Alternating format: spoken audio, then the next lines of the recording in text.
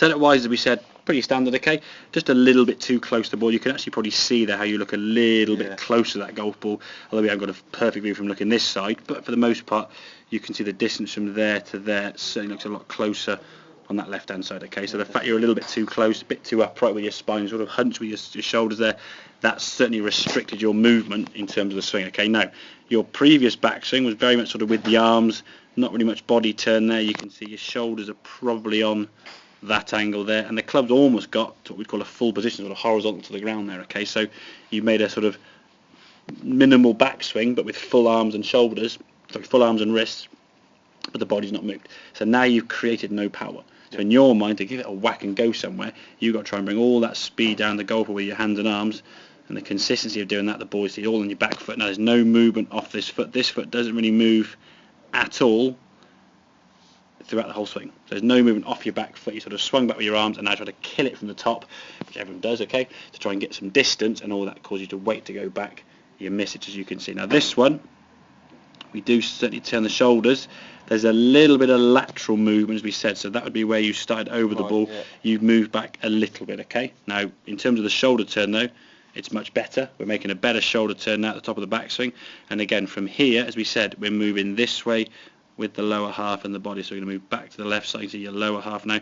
That right foot now starting to roll forward. That right knee starting to come towards the left knee. Again, good strike, as we can see.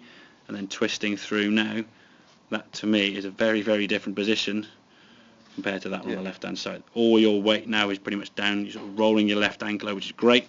You're onto that right foot now up on its toe a lot more. Like I said, got a little bit too much, but again, I think for you at the moment, not quite sort of, I suppose, should we say, foot aware of what that foot should feel like. You should know it's going to move this way, but haven't done that move before. Yeah.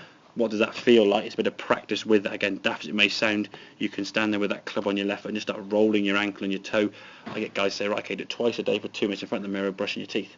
Yeah. It'll become more natural. After a week or two of doing it 2 minutes every day, you'll probably do it in a 2 minute spell, no, 20 times, 30 times, 50 times or whatever. It becomes so natural, you'll just do it without even thinking about it, okay?